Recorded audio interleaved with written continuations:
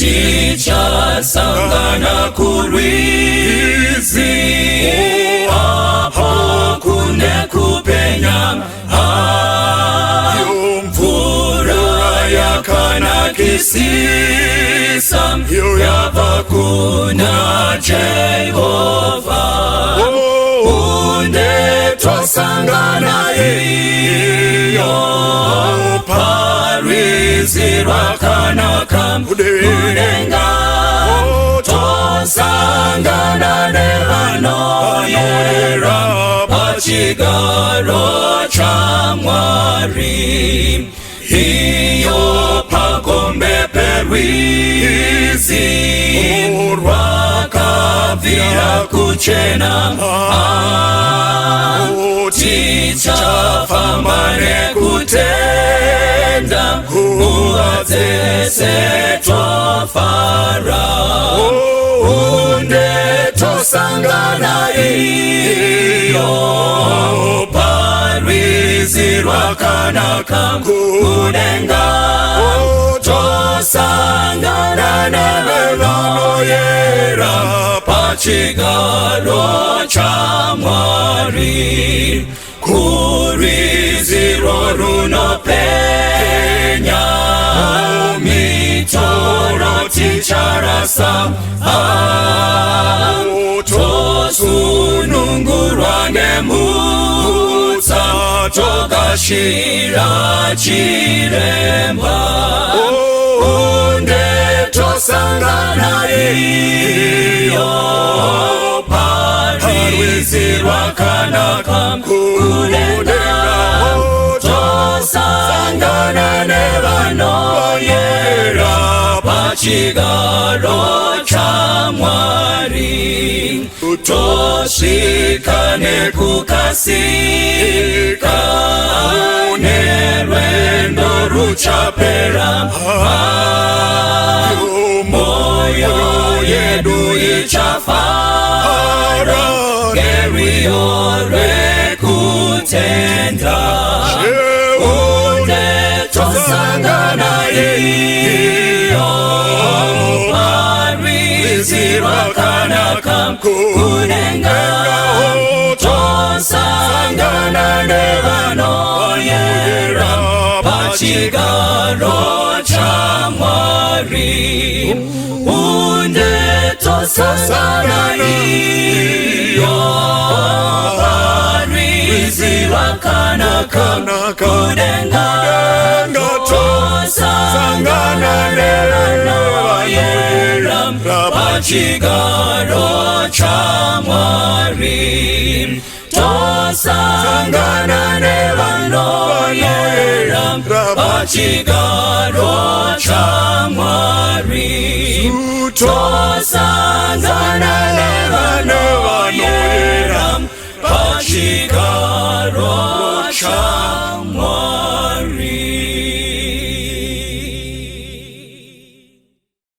Toda kumukwazisai mose kuchirongwa Family Matters. We want to welcome all of you nekuteerera kwamuri kuita vatariri pamwe chete nevateereri. Toda kutendai Mwari akukomborerei akuitirei zvakanaka mukati mezuva ranhasi.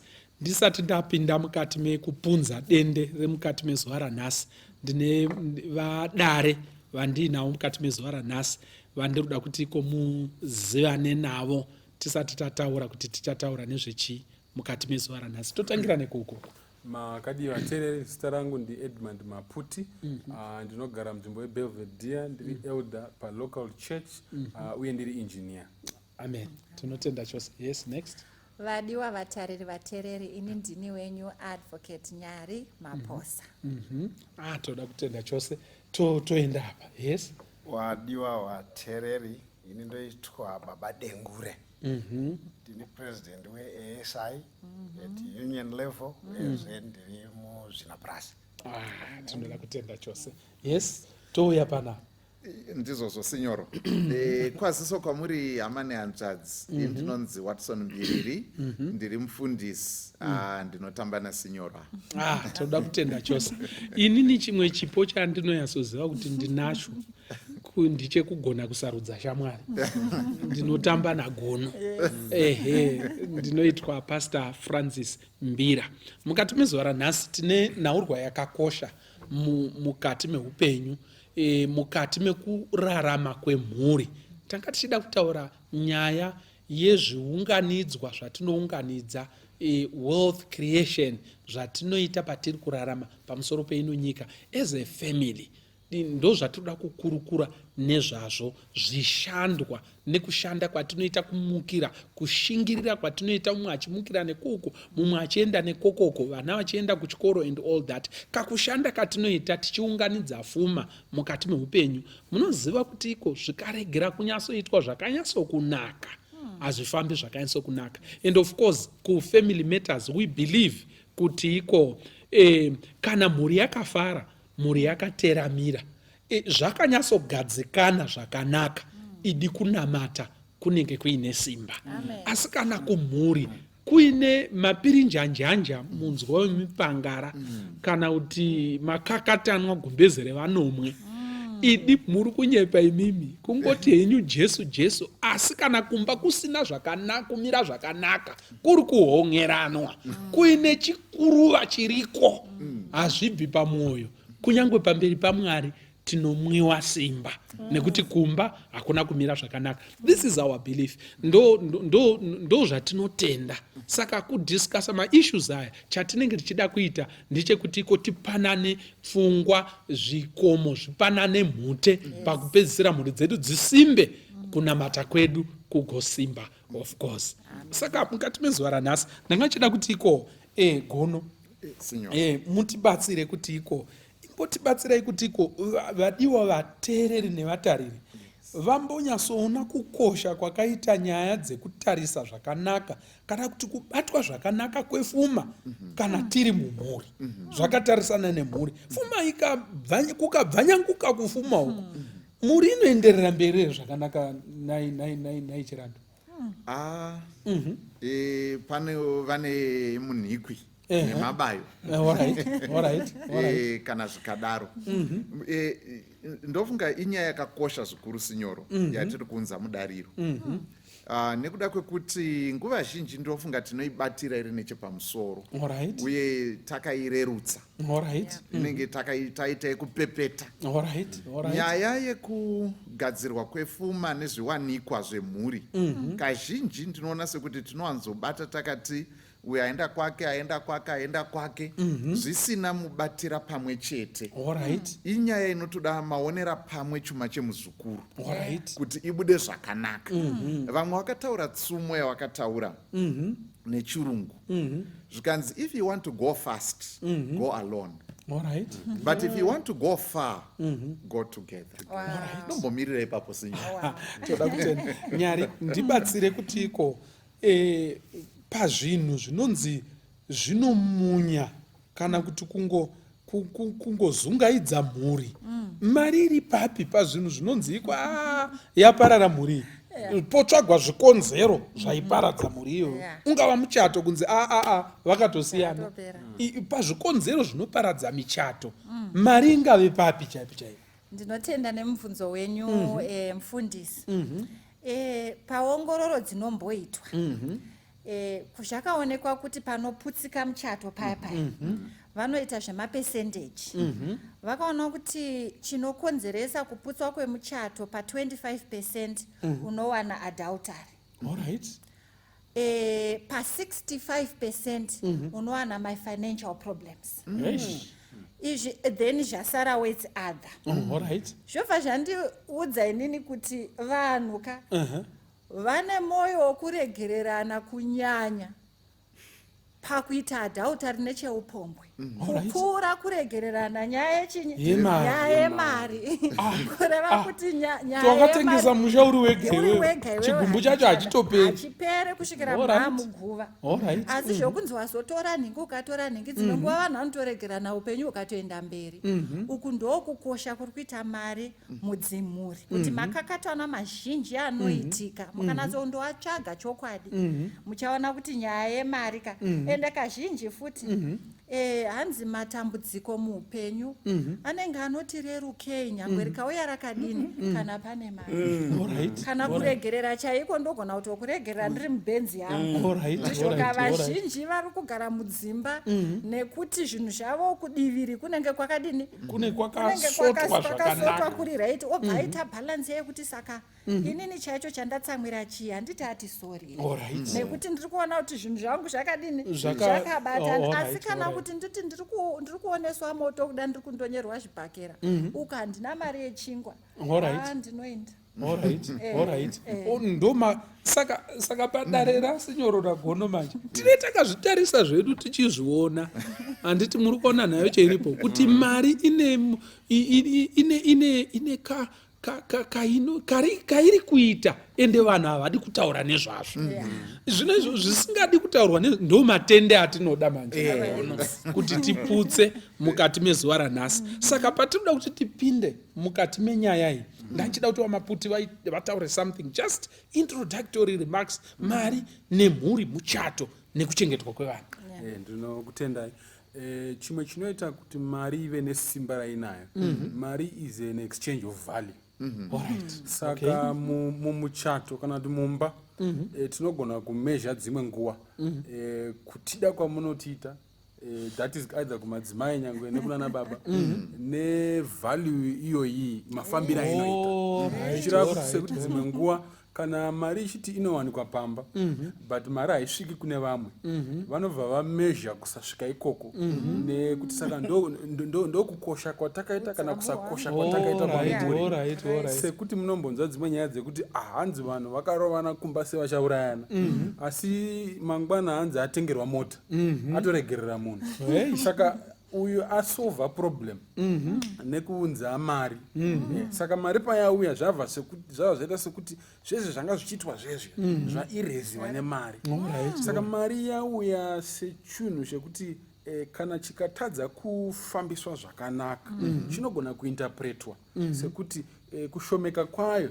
zvinoreva kuti ndofunga handina kunyanyokosha kwamuri kuwanda kwayo yoita sekuti ndokukosha saka interpretation inogona kuitika pamafambiro emari. Ndakanzwa kuti iko hanzi kunyange vanana baba chaivo hanzi unoadreswa zvichienderana nemari yaunounza pamusha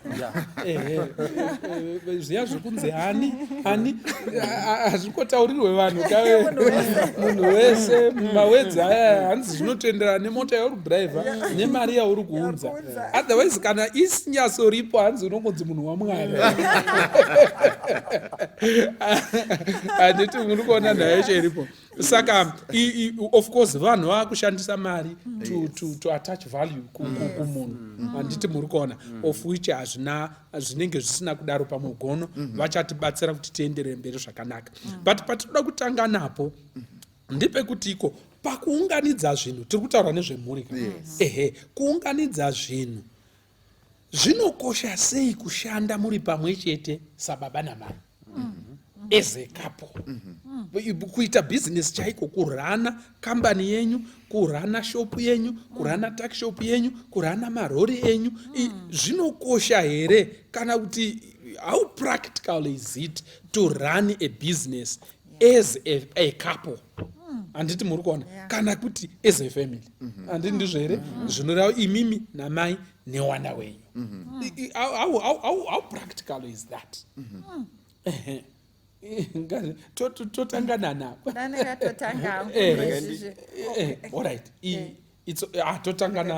totangana vadengure ndo vasati vataura ndofunga hapana chinoramba kana mazvimisira kana mazvisunga imi zvine ka-added advantage kuti ndibatane nemhuri mukushanda tiunze upfumi mumusha. Alright. 1, 2 is better than 1. Okay. Izvo zvakandikoshera. Alright. Now uyu wechitu uyo added advantage pakuti ndeumwe wangu wandinoda. Alright.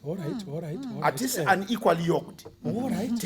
Equally yoked. So zvinoto magakawa netumwe twatinowana mumabusiness boardrooms tunodamburwa nekuti uyu ndinomuziva zviri nani kubva kure naye.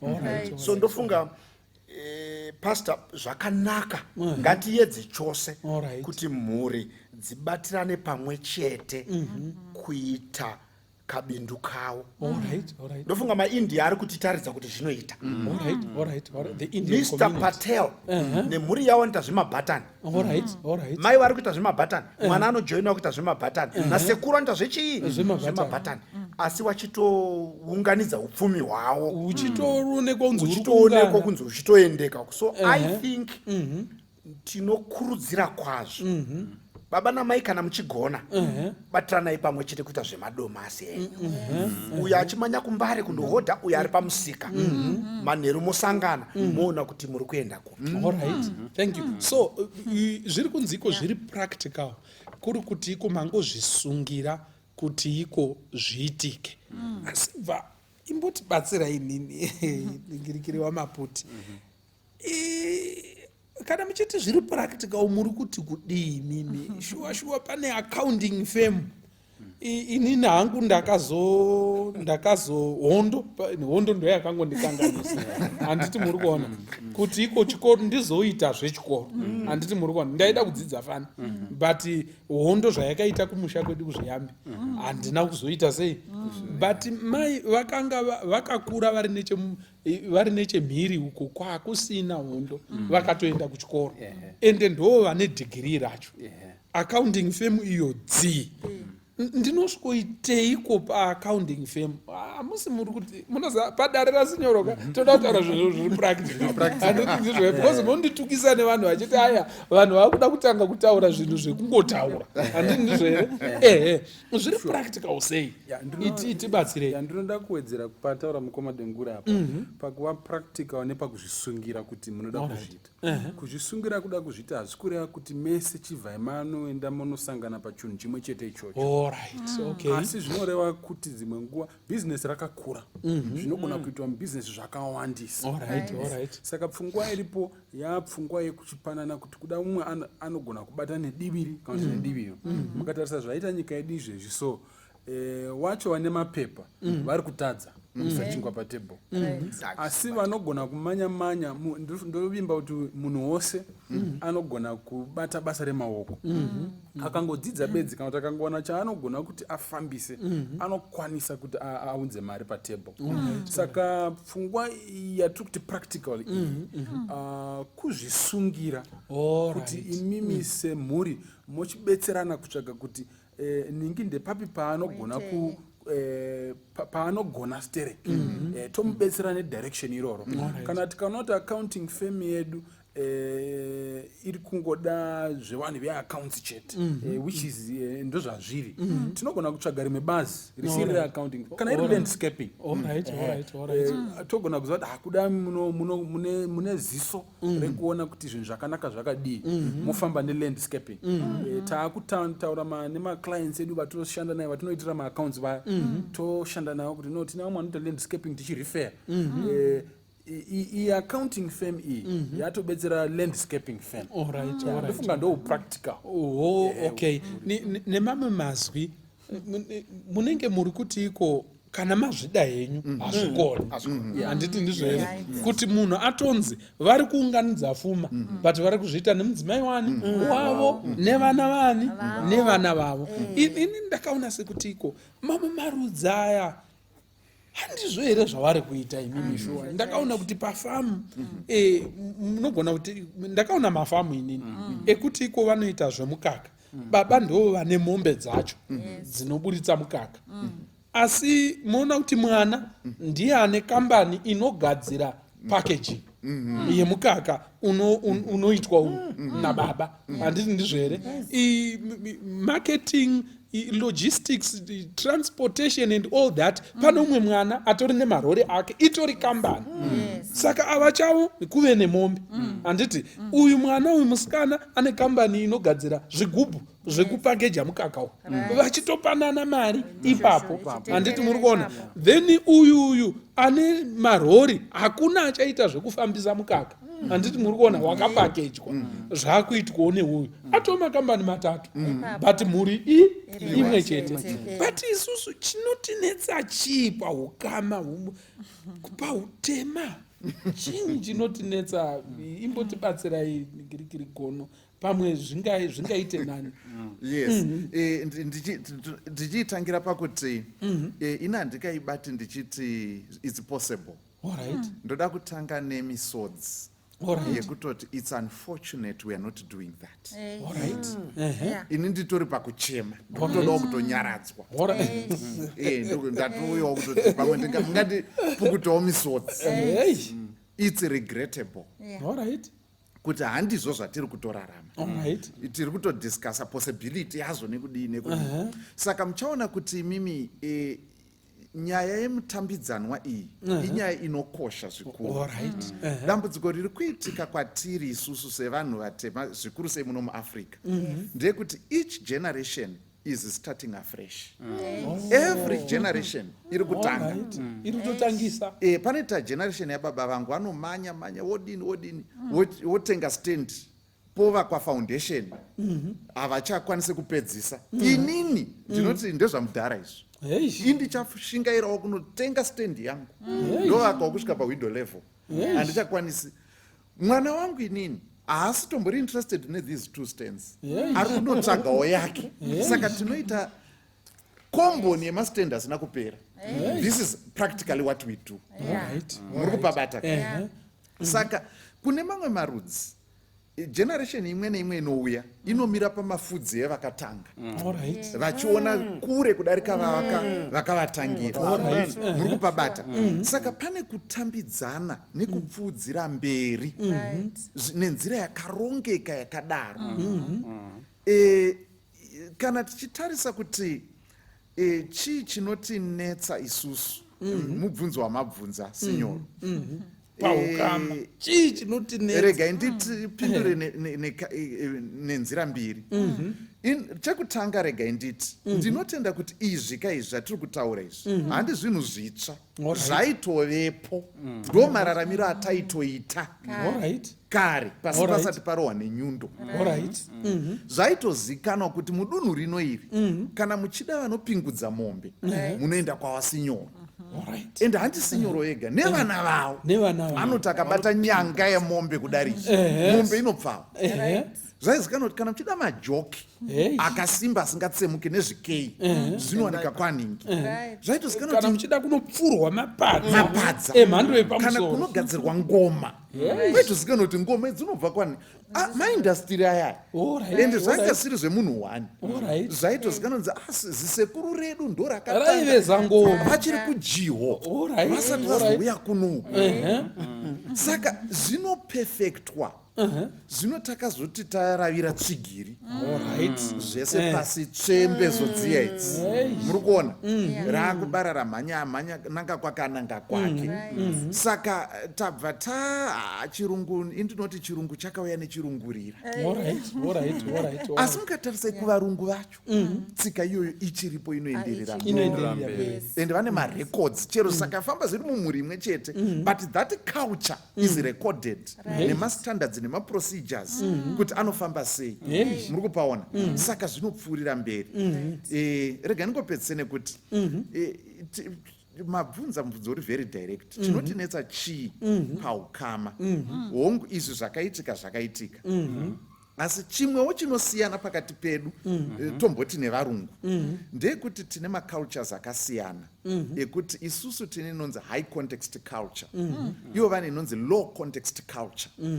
Low context culture zvainoita ndezvekuti ine emphasis yakasimba paprofit. Zvakadaro zvokuti kana ndikaona kuti mai havasisiri very profitable ndinovaisa kumba inochengetwa vanhu vakwegura. Kuti profitability, productivity neprofitability zvakanganiswa. Isusu manje kuti udaro hazvibudi. Kuti kutadza kuchengeta mai vako chaiwo zvamboita saka zvine high context itori nyaya yakatokura pachezvayo. Tine aculture iri different. Tinofanira kuti tiinzwisise kuti chisave chipingaidzo asi chive chinhu chinototibatsira kuenderera mberi. Hanziko ukanzwa munhu mutema achiti iko ndabudirira dengure ari kutaura kuti iko ndaane bhasikoro risina munin'ina wangu.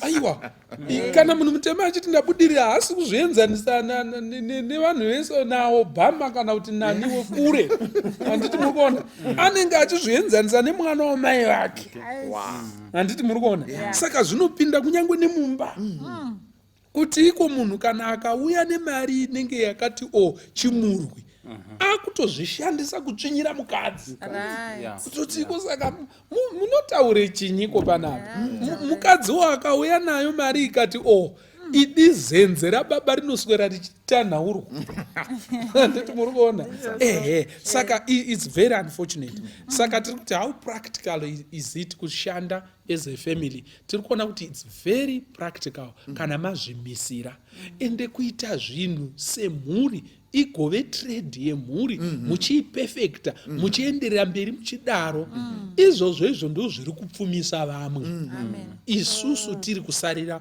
mumasure so it's very practical bonditaurire maadvantages ekushandawo 7 kushanda munhu nemudzimai wako nevana vako maybe maadvantages more advantages yes maybe sandaenda kuma-advantages ndadangotaura kanyaya kekuti mai vangu vakataura mai vangu vane vana vasikana vashanu saka vangu vachitori nebasa rekudzidzisa vanhu kuti shandai muzvimiririre mega saka hanzi mumwe nemumwe anozvarwa akafunda kudai ndokutaura kwavo zvikanzi chakafunda munhu it's a blessing chikomborere chako chawakapiwa nani naMwari kureva kuti hakuna munhu ari useless pano panyika saka kana waroorwa maybe ndingangotaura kudirira madzimai kana waroorwa ukainvaitwa nababa kuti muye muzobatsira kubhizinesi musati iwe izvi ndezvenyu imimi vanani vana museyamwa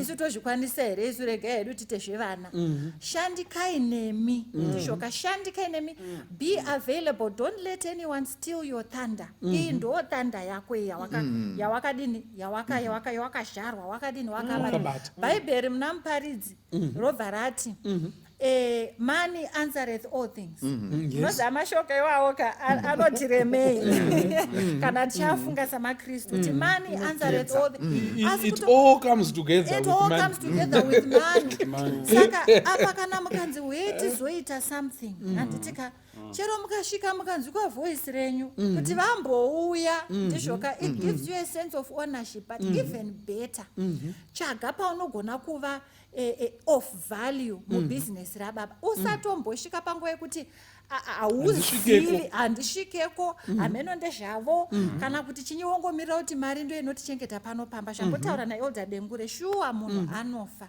iwo shayapo kumira ndobva ndawedzera ndichiti zvakanaka kuti mutaurirane semhuri kuti iwe chii chaunombofarira zvambotaura zvazvo kunzi you don't have to be educated to be able to do something you don't iwe unofarirawo chinyi vanhu vodini vanhu voita vachisapotana vanhu vachita vachitaurirana vanhu vachita vachisapotana ndinoona sokuti izvozvo zvingatiendesa kumberi mabvunza maadvantages ekushanda mese kushanda mese kwakanaka pakuti inini ndine an interest in a family business moza kana iri business refamily whatever I'm putting in is part of the foundation hanzi nevamwe the greatest fertilizer in a field in a cornfield is the footprint of the farmer. I think it's my brother who once said that actually. Someone ondoterera mchitaura. Hanzi kutovapo kwako kutori nechimwe chikomborero chauri kutoisa and you are putting your presence in that place. Ndichitori ipapo ndobva ndataura kuti musati maimimi ini ndoshanda kwakati kubenki imimi ita henyu business maybe regeni kubata ipapapa ndobva ndakusiyira sinyoro zvakakosha kuti vanhu mufarire to be more employers than employees. Nemhaka yei nekuti when you are employed by someone that person is determining your value. Ari kukudza iwewe what you are worth. But that's according to them. But kana uri mubusiness handiti whatever profits are coming in, maprofits ari kutouya kuzoshewa nemhuri, iwe nababa muri pamwe chete, kana kuti iwe namai muri pamwe chete. Saka don't put your labor and your life into building other families' dreams. Iwewe usiri kuvaka dream yechinyi kana kuti vision yemhuri yenyu imimi, and determining your own value. Ukarega mwe munhu achikudza kuti wewe you are worth 500 bond, handiti wotoshanda mwedzi wese shuwa wakamirira 500 kutoti ndiri pano, makambotaura mufundisi mukati life is measured in time, toti the currency of life is time. Saka when you give a company your time, you are giving that company your life. And kazhinji tunoona vanhu vachinetseka chaiko chaiko. Apa ndakutaura advantage yamamuchibvunza. Vanhu vanonetseka kuenda kucamp meeting chaiko nekuti ari kuda off, ari kuda leave kubva kuna boss. Mhuri yakutoita munamato wokunamatira boss kuti ape vanhu nguva yeleave vaende kucamp meeting. Mufundisi hazvishandi. Muchaona kuti nguva yecamp meeting munongoti iwo zveya nguva yecamp meeting we are closed for this week. Handiti kana kuti ndashedzwa kuti ndindoparidza uko I am not there, kupanototi ndendisipo, hauna munhu haunoti ndokumbirawo leave, ndokumbirawo ma-off days. So zvinotobatsira pakuparidza chaiko nepaministry nepakuita involved in church programs for the reason yekuti your time is yours. That means your life is yours. Ndiri kuona maoko enyu patekenyedzwa nasisinyara apa pane nyaya handiti ndizvo here. Ende mumwe mutauri akamboti iko vanhu vazhinji vanomerera kushandira mumwe kana kuti kuzvipa kunzi iko ari kushandira pakati vasingatangi zvavo. Hanzi vanhu ivavo vanoda freedom, hanzi vanofarira ningirikiri security. Hanzi chavanenge vachitaura ndechekuti uri kubuda basa, security yacho vana you are not secure kana wabuda chii. Hanzi but those who choose to go into entrepreneurship, they are choosing freedom. Ava vari kuchuza security ava, hanzi ukanyanyoda security stereke uchadzimara watoo mujeri mune maximum security. Handiti muri kuona. Yes. Ndofunga patiri kuona upfumi hwemhuri hunoti doko sei zvishoma kana huchibva kubasa. Yes. Hautauriki zvakasimba kana baba namai vari kusevenza somewhere. Huridziro yedu ndeyekuti kukurudzira kwedu kwazvo kusevenza kwakanaka kwenguva yacho, asi mhuri garai pasika muone kuti matangawo bindu renyu. Be it small but matanga. Zvinodikanwa zvacho hazvimbodiba. Leni ramuri kumhanya naro iroro munogona kungotanga kuti upfumi hwenyu hudini kukumuke. Wataura maadvantages kuti dzimwe nguva mari kana iripo munodyawo zvamunoda, kana musina mari munodya zviripo. So ndimo maadvantage ekuti upfumi hukadini hukatanga wakabindu kenyu.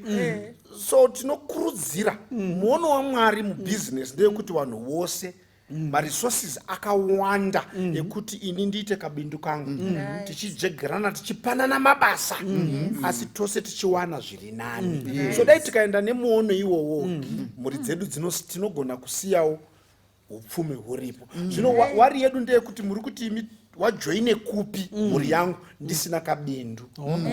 Wangauye here kwaEdgars kwandiri, wangauye here kwangu uko, hakusi kwangu. So tiri kukurudzira mhuri dzinoda kuti mari dzibude zvakanaka mumba. Tsvagai ungano kwamunoiwana yekubata kumuunganidzira modira, zvinofamba zvakanaka. Thank you very much. Can there be any disadvantages? Zvinganziko chimhingamupinyi chinoda kuchenjererwa kana muri kushanda muri chii muri semhuri.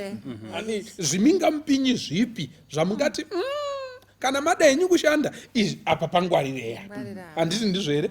Alright, totanga nawo Maputi, maybe you had something before this issue. Yeah, advantage yangu rega ndichingoirova iri disadvantage futi fambirani. Alright.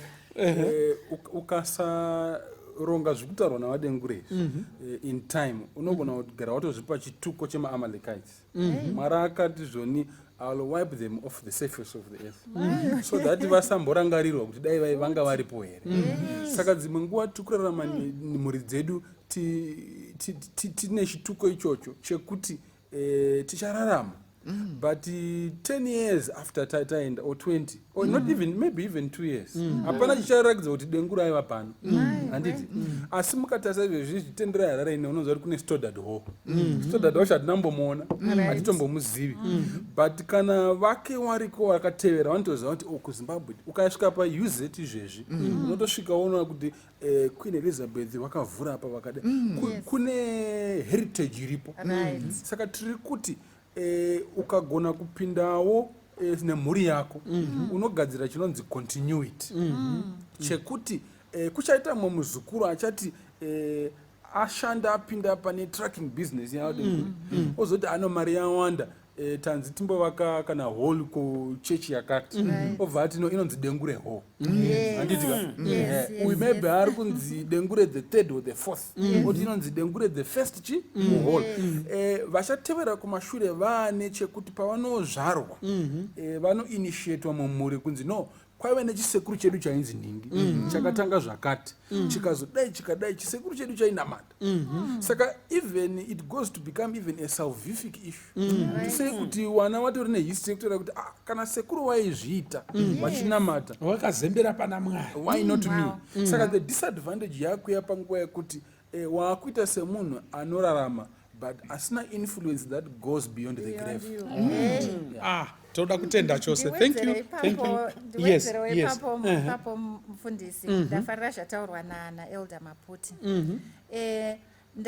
Ndiri kufarira Mosiah vhesi ya John 10 verse 10 hanzi the thief comes for nothing but for to steal, to kill and to destroy, but I have come that they might have life and have it more abundantly, in abundance. Ndaifunza kuti uye unobonzi abundant life chiko vecho chichi kukuti wanyanya kurarama upenyu hwakawanda sei uri mupenyu anotaiwa abundance of life goes beyond your time, beyond your grave. Kuti you continue to inspire people even after watofa iwewe for generations to come. Saka ndafarira kuti leave a heritage.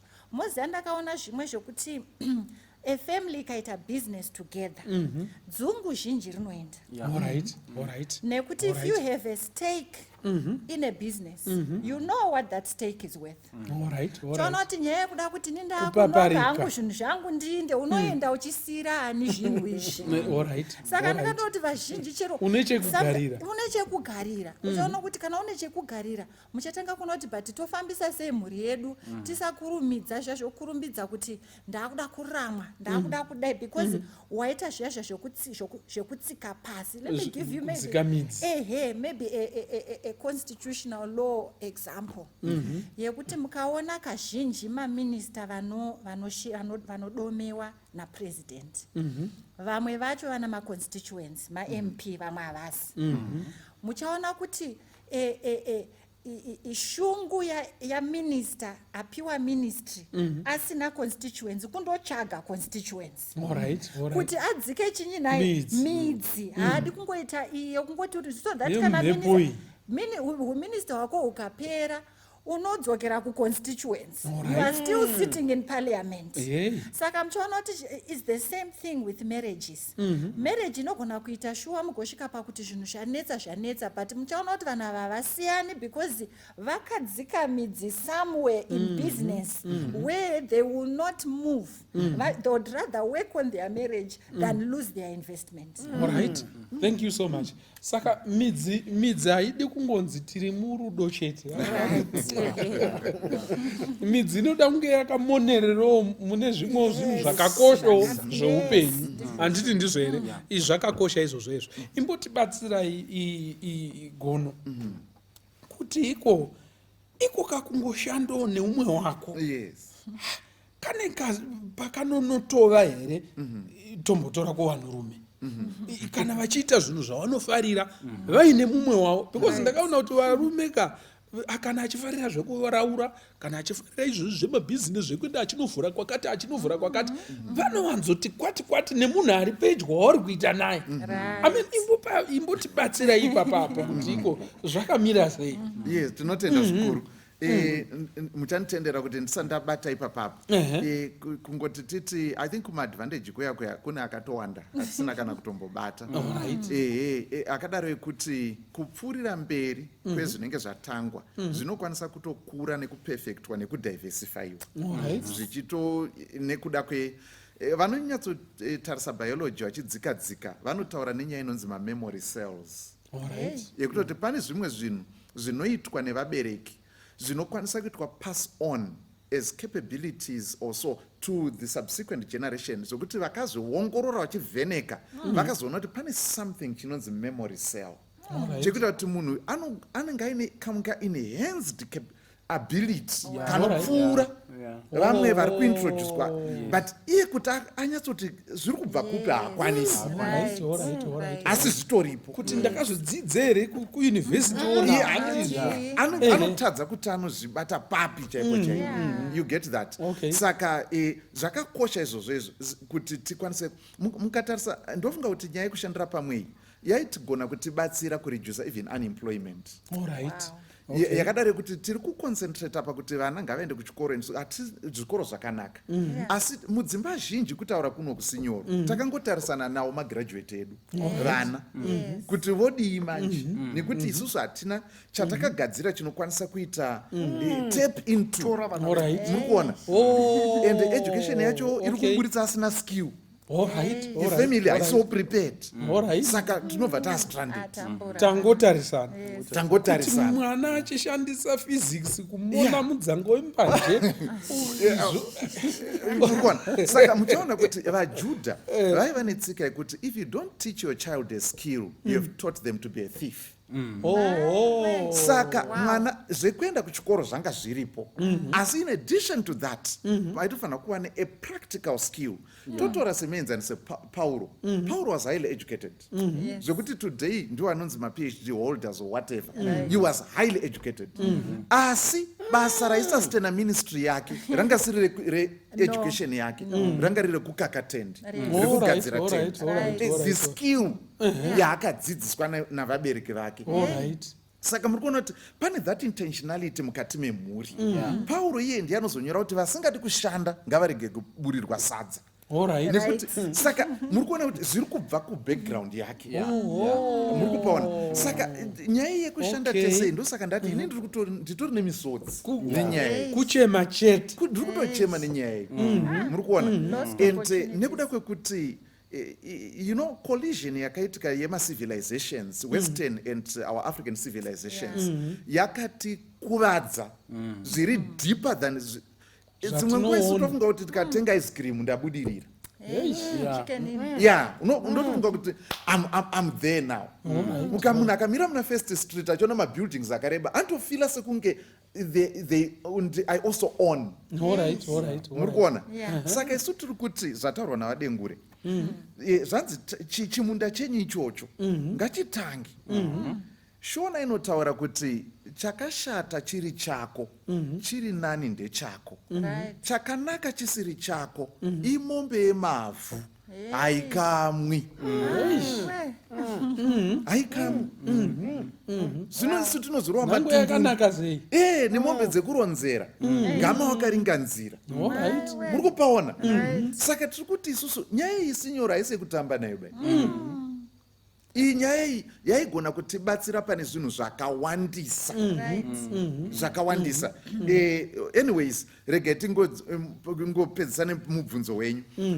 Ipapapo ndipo patinoona kuti Adhamu achisikwa Adamu akasikwa achinanga straight mubasa. Alright. Muri kupaona? Zvosiyana achitobva pakusikwa achimukira kubasa. Kamba dzanga dzakatomirira mazita adzo dzakaita muraini, makangaru akamirira mazita. Patori nebasa. Muri kupaona? Asi Eva akasikwa straight into a relationship. Saka muchaona kuti nanhasi vanakomana vaAdhamu nyaya yebasa vanobatikana nayo zvikuru. Kunzi dhifire rori asi kuita mushe. Zvinogona kuvabata chaizvo. Hope dzinotogona kutadza kuuya. Hadziuye vadenguri. Saka kuti ndainzwa ichipaka saundi yacho. Haisiriyo. Yes. Kana kunzwa kunzi pane rori radonha pamaeka kumawere kweku. Saka vakava nemumwe panguva iyoyo mwoyo wemunhurumeka unenge wakaita kudzama nekuti ordinarily baba wese anoda kuprovida for mhuri yake and so on and so on. Saka kana tikakwanisa kushanda pamwe chete mai varipo tichibetserana tinenge tiri kushanda tiri pa the very deep emotional level actually for men. Saka we are connecting. Yes. Tinoconnecta kuti koche zvakasimba zvakadaro zvokuti itroko chimusoro ichitima une matroko awo. Saka tinokwanisa kusvika kure semhuri. Tichiwedzera ipapo ori mufundisi ini ndafarira nyaya ndasingazivi kuti ndo maitiro evarume.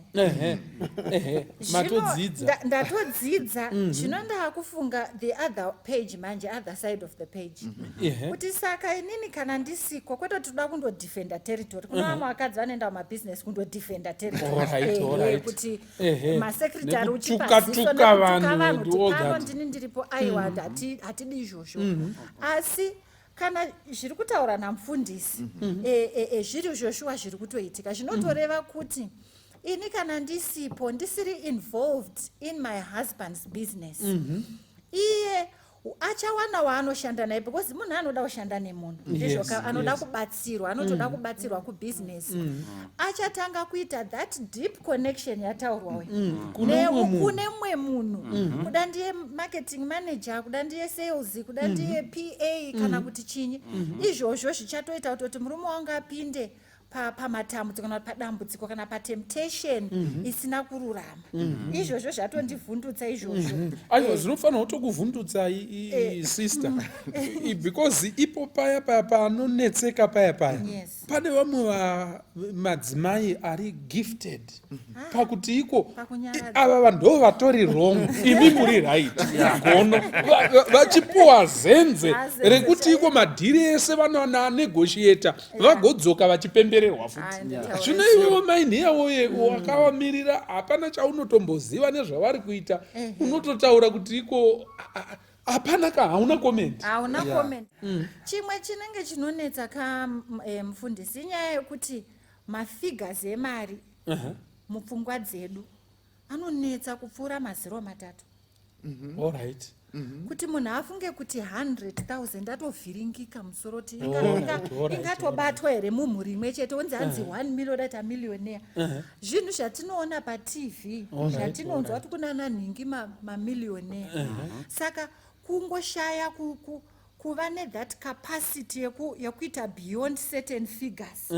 Muchaona kuti izvozvo ndo zvinenge zvichidzorera chinyi mumwe wako arida kuita business achinda mberi pasi kuti isusu pano chii chatiri kushaya pano, handiti matemba tongodya, exactly zvinhu zvedu zvakatifambira pano. Ende vanotaura vanoti you can never be a millionaire on a salary. Hanzi mukaona mamwe marudzi mukaona mamwe marudzi ayaya vanenge vachinzi mamillionaire mabillionaire, vemuafrica tiri vashoma, ende akatoita anopiwa 2 yarodzi. Unozvinzwa zvazvo kuti kuna nhingi anobva kumuzarabani kutonzi ndo vanenge vasvika pakuita mamillionaire. Isusu hedu tiri vana puna kumasvingo toti vana tabve mvuma neshoka tohwe zhara kureva kuti hatina hedu isu tati tingori hedu gere. Asi it's possible to actually dream of making much money. Nekuti ndoramba ndichidzokera panyaya ye funding ministry. Kana ukaita mari ine mumvuri iyaiya munoona ndo vanhu vanotanga kungoya kwauri kuti tokumbirawo tina pastor Nhingi vatashedza kubva kuamerica munokwanisa were kutibatsira kubhuka kuna naHICC iwo hakuna anokuvinga ndimi vana chimunhu chivhudzi ndizvoka ngatisatya mafiga emari vhurai pfungwa ndizvoka ende ndoenda kuna namai kuti kana mashedzwa tati money answereth all things mukashedzwa kuti muzoita part of this wealth creation muri kutonziwo add a voice we are giving you value saka gamuchirai. Thank you so much. Nyara taura mashoko akasimba ndoda kutsigira zvatarwa nyaso ipepetai pepetai nyaya kuti chatiuraya kuti dzimwe nenguva hatina kwekuisa vana vedu. Harisi basa rehurumende kuti riakomodhete vana kuti vawane mabasa. Zvikabuda zvatiri kuda izvi sinyoro mwana wangu anouya kukamba kwangu okontinya dynasty yaFord. Ford akafa kare kare toramba richitaura nezvake nekuti zvakasukumidzwa nevazukuru zvichidini zvichienda kumberi. Wana Joseph waiwa makapenda basa remaoko raakatodzidzisawo natenzi wedu Jesu asi achiita zvekuparidza Jesu asi aiziva kuti kana zviri zvekugadzira zveukapendri nekuveza waizvigona. So ndiri kufunga kuti ufumu hwedu hunosimukira zviri nani. Imwe advantage yandiri kudira kwazvo ndeyekuti ini ndakuda kuzochembera brain dzangu dzawe kuritada naturally. Mwana wangu mukomana ari pa 30 years ane simba rakawanda anotora chitanda oenda nacho kupi kumberi. Zvitorwa kuti upfumu hwemumusha unoramba uri chii huripo. So ndiri kukurudzira kuti deno tabatana semhuri tatsvaga kandima. Nauda kudzoka disadvantage yandinoona order yekumba yekuti baba musoro wemusha ngairambe iri kukambaniwo. Mamwe madecisions mai mauya kukambani bvunzaiwo MD. Hatingaiti maMD maviri pakambani. Baba ndiwo MD mai kana muri FD authorization yekushandisa dollar ngaibvoka kumukuru wekamba. Kakujairirana ndokauraya makambani emhuri. Mai vari kutora $20 kuti ine basa here. Baba obvunza kuti but hatina kuauthoriza kaizvi kuti toda kutenga stationary $20 zvonzi ingai munoshandisa $100 one. Zvinouraya ukama. Order yekurana macompanies ngairambe iri mumafamily business. Who is who in the family business?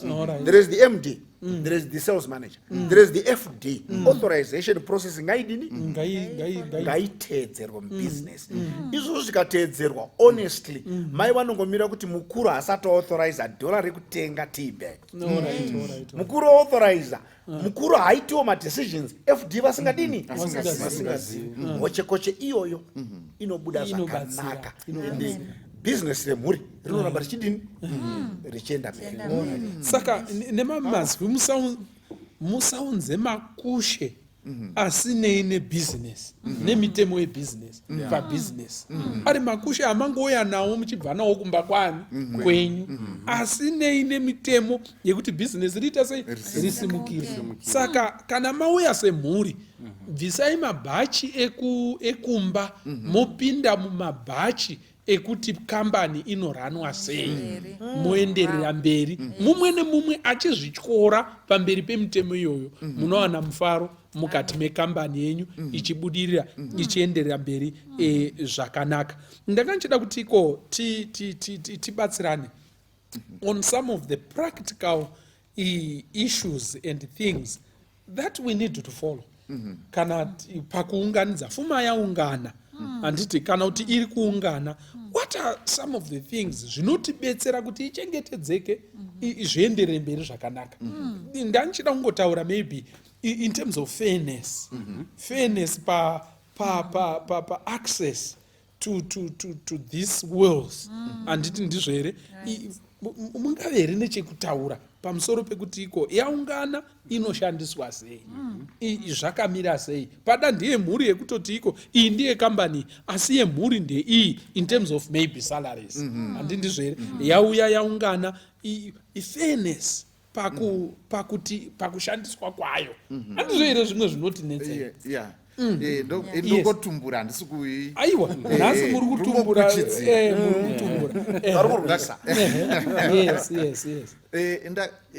pane firimu rakamboitwa makore akapera rikaonekwa munyika dzakawanda rainzi The Gods Must Be Crazy.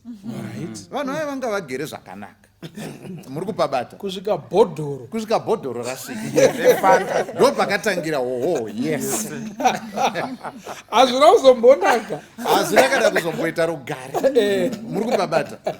Saka isu tautaura nyaya yekuunganidza zvino kana bhodhoro rapo ndo raakuzotorwa richikomeswa misoro yevamwe muri kupaona. Saka nyaya inoda kubatwa zvakanaka isi nekuti chibhodhoro ichi kaichi chine nharo ichi hapana rugare mumwe anorara azvimba arwana choichi. Alright, what are some of the things ingotumburai chimwe tochitanhau tave nebindu redu ndinokudzokera kuchishona. Ngatidzidzireiwo kuvarungu zvavanoita. Hatingoti aita nzara onokora tichida grosari tonokora. Zvinoreva kuti ngatiitewo masalariziwo. Mai ngavapiwawo mari yavo, baba upiwawo mari yavo kupera kwegore, zvasara muhomwe togowanawo zvakadini zvakanaka. Regai ndidzoke zvishoma. Mai vakapiwawo mari yavo vane zvavanodawo kukavhavo zvavovo. Vane mhuri yavowo inoda kuonekwavo vanodawo nekuti panonzi kudza baba namai pari kureva munhu wose. Vane hama dzavo dzinoda kuwanavo. Ini baba ndine zvangu zvinoda kudini zvinopawo kafairness kakanaka ngedistribution yeupfumi hwaungana. Mumwe neumwe ngaaende pasalary kana kuti paallowance yaanopiwa pamwedzi.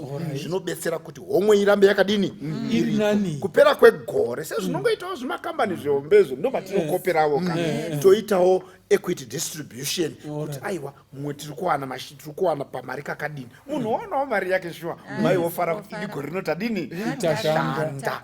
Wakada kugadzirwawo musoro wawo unoenda kusaidhuku wakada kutenga dhirezi rinodhura idini mari yaniwo imari yavo. Hanzi ndo zvimwe zvinotova kuti iko zvinhu zvifambe zvakaita sei zvifambe zvakanaka. Saka maybe ndiri kuona kari kutumburwa kamunzwa kenyaya yekurongeka iye yatinoti budgeting. Handiti ndizvo here. Saka mari kana ichiungana kana muchiwana masalaries kana muchizogowana gore rapera muchiita sei hatizivi zvamunoita mumabhizinesi but ndiri kuti iko panenge ishu kekuti iko mari ngairongerwe kuti inofanirwa kushanda kuti kambani irambe yakasisa. Handiti muri kuona ameni wamaputi munoti kudii. Ndachida kuti ndiwedzere pane nyaya yataurwa iyo ndova ndapinda pabudgeting kuti kune inonzi extended family. Saka pfungwa yavapa yokuti umwe nomumwe ngawana allowance kana kuti ingava salary inopa room iya yekuti dzimwe nguva namai kune zvimwe zvinhu zvavasingagoni kukutaurirai direct. Pamwe pacho vakakudza kuti vari kuipani munogona kuramba asi hanzvadzi yake yakakura naye hanzvadzi yatadza hayo kuronga zvinhu zvayo but mwana wamai vake ari kuona kuti mwana wamai vangu ndikamupo this time adangojegewo zvakewo handiti. Asi iwewe ukazvitarisa nedivi rako unogona kuti tiri kuwesta mari. Izvozvo zvinoita uyu umwe kuti abva atodzimbiwa mukati memwoyo tosungikana otsvaga kuti ndingaburitsa papi ndibetsere mwana wamai vangu. Saka pfungwa iyo kuti munhu anowana allowance, pfungwa yekuti munhu anowana salary kana muri mubusiness inobetsera kukavha maburi iwawo. Hamuzombonzwi nyaya idzo dzichisimuka. Topinda panyaya yebudgeting yamuri kutaura. Budgeting yakakosha kuti taita mamiriyoni edu gore rapera taita equity dzedu yakanaka kuti inogona kutibetsera kuti tirongeke pakushandisa mari. Business raita taita 1 million baba vanzi vatora 400 mai vatora 300 vana 100 panogona kutozomuka problem yekuti mashandisigo ema100 aya anogona kutogumbura although mari yavapo yauya otoona mwana unokoka hama dzose mari usiku vachingomwa doro vachingodii handiti pabva parasika. Saka pabudgeting mari inoda kurongegwa isati yavapo number 1. Number 2 poita yatinoti consultative budgeting. Inomboitwa vaya nevatungamiri venyika kuti vanofamba vombovhunza kuti munofunga kuti mari toisa papi. Iyo inobetsera kurodza pfungwa mukati memhuri manje kuti no kambani yedu iri kufamba tawana mari yatawana asi unokwanisa iwe kuti utore mari iyi unoinvesta pane imwe nzvimbo zvese zvichangodzoka mumhuri zvichibetsera. Saka pfungwa yemukurema yebudgeting yakakosha kuti tawana mari bhodhoro riya rauya rigorega kuzova problem. Chimwe chinhu chandiri kuda kuti iko nditaure panyaya yekuunganidza pfuma nekubhajeta nekuzoshandisa pfuma ndeye kuti iko ndakataurirwa neumwe munhu vanoita zvetimba vane miti yavo yakawanda achiti iko iri ibhizinesi remhuri raane makore. Chimwe chinhu chaakanditaurira ndechekuti mari yatiri kudya iye zvinezvi handiye miti yatiri kucheka iyi. Tiri kudya mari yasekuru vasekuru vangu. Handiti muri kuona nayo chiripo ndo yatiri kutodya izvozvi izvi. Imiti yatiri kutokohwa iye zvinezvi hainei nemari yatiri kudya iye zvinezvi. Handiti muri kuona, which means vanhu ava vane besides kutambirisana kuita sei nekutenga icho nechochocho pane kakuunganidza kemari inoramba ichingoshinyira yamunongosiyiwo yakadaro. Handiti muri kuona, but ine mitemo inoita sei inoifukidzira kukuvatema tinenge tinoti kana yauya ngaipere inonzi ngaipere syndrome. Munoziva kuti pane yandaitaurwa nagono kuti kune mamwe mabasa kune dzimwe nyika dzakatipoteredza idzi vanototaura kuti vatambira nhasi mangwana mishini tine takatodzima hawadzoke anozodzoka yapera abhuroka ndopaanozoona kuti basa rakaita sei basa rakakosha. Saka ndiri kufunga kuti iko imbotibatsirai nyari ipapapo kuti pakuunganidza kuya kwekuti iko marika inokomba irimo. Handiti muri kuona zvichinzi miti yamuri kuona yatiri kukohwa iyi yatiri kukohwa iye zvinezvi hatisi isu takaisima yakasimwa nevamwe vakare. Isu tiri kukohwa iyi yamachiwa yaane makore anotarisirwa but yatiri kudyara iyi hatitombofawo takaikohwa. Handiti muri kuona ndevazukuru vevazukuru kakuunganidza ikakako kusvikira mari yakomba makuti iko nyange mukaidya sei haipere. Kaiko here kuvanhu vatema naizisinya aka ndiri kuona hangu ndingaitira tsere hama dzangu zvinenge zvaakutanga kuvapo. Saka kuda tingataura chitoda kuzvikurudzira vaakutanga gwara iroro rambai muri ipapo. Pane chinhu chinonzi investment. Investment zviri kureva kuti mari iri kuiswa padivi possibly mari isingagoni kudzumbunurwa nekukurumidza. Zviya zvokuti kana tawana mari yakati pambotaura kunzi 1 million instead of nimoti uyu posara pasisina munodeclare profit yenyu yakaringana.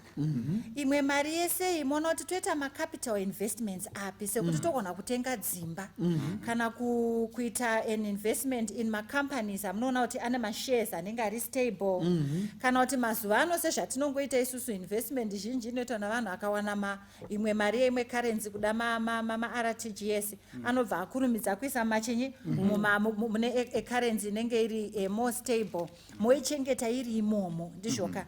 Saka izvi zvinhu zvinobatsira mufamily kuti kana muchibata pamwe chete you see kuti your investments imwe nguva mari dzechikoro hadzichatobhadharwa nebasa nemiti yamunotaura yaakubhadharwa nemarende ari kubhadharwa nematenants kudzimba dzamadini Dzamainvesta dzamatenga as a in, family mona kuti zvatoita nani zvinhu zvedu zviri kutotifambira tiri ipapo futizve mabvunza mukati todini kuti zvinhu zvinatsokuendeka ndonatsoti discipline chayo yakakosha togona kutaura bhajeti nhasika bhajeti rikasato rigoramba rinonge riripo mari isati yavapo kana mari yauya dzungu dzungu riya wakubata nekamwe kashavi kekuti kana kuchada kuziva kana kuda kunzwisisa zvaunoudzwa kuti kozvatatine bhajeti 1 handitika saka discipline yakakosha kuti kana maita bhajeti racho namari yauya itai zvinoita ndizvoka mofolowa zvinotaura nebhajeti chekutanga return your tithe and offering handiti muchaona kuti izvozvo zvinodzikamisa nekuti 10% ikaenda iyoyo ukaona isisina 10% unoona kuti haina kuwanda mawandiro wanga uchifunga wazochiisa nechinyi neoffering wazochiisa nekuti toda kubatsira orphanage ipi uchaona kuti mari yatoya mupoketi ka haizi yese unotopuwa simba rekushanda futi ekutoshandazve haizi yese mari yauya ine zita rako ndizvoka ende kana mukaona mufundisi zvandakaona inini pandongoti ndawana mari zviya mafoni kuhatani paita nhingi wafona ndazowirwa nedambudziko ndinobva ndangoti vauya uzotora mari dzavo vanhu vaya hazvinyanyodirwa kuti nekuti moza precision yavo yekuti pandowana mari ndopavanofona zvinoshamisa unaiwa vanhu vatotumwa kuti chiinda shanje waibva saka muchaona kuti ukabvisabvisa zvese zvinobviswa izvi nemari dzevarombo handiti hadzitidzibatiri papa paoffering nendawo chechi but kune mari dzevanotambura dziedza dzinonzi pamunokohwa handiti pamaikohwa musakohwa zvese saka vanongeredza nezvadona ndizvozvo pataitha apa pane zvawakohwa inobva pane zvawakohwa offering iri kubva pane zvawakohwa asi pane yaiya cleaning yamagleaners vana Ruth vaya hanzi vanofana kutova neyavo yavane right nayo yavasiri kukumbira yavasiri kuita kubabaira saka muchaona kuti let there be mari yasara let it be accessible to the whole family tisati taenda ku-extended family ngatitange taita look at the direct family iripo iyi musaregera kubhadhara school fees yemwana muchiti mimi ndinabamnini vakazodai kwete vana vanofana kuchengetwa nemari iri panapa tozoenda out to what to the extended family muchibhajeta ndichipedzisa panyayo muchibhajeta kudaro learn to taper down your budget every month just have the discipline yekuti takashandisa mari last month kana takashandisa $600 this month toda kuzama 550 handiti mukaenda muchidaro muchitoona saka zhizha togonoredusa tichiredusa ndo panotanga aya anonzi masavings handitika because you are deliberately tapping down your budget but kuti muite taper down your budget you need to know what you are using most families have no clue how much they use in any given year itaura zvenyu thank you maita ndakubatwa nesimba wazhinji kana tave nemari dzacho cash is not profit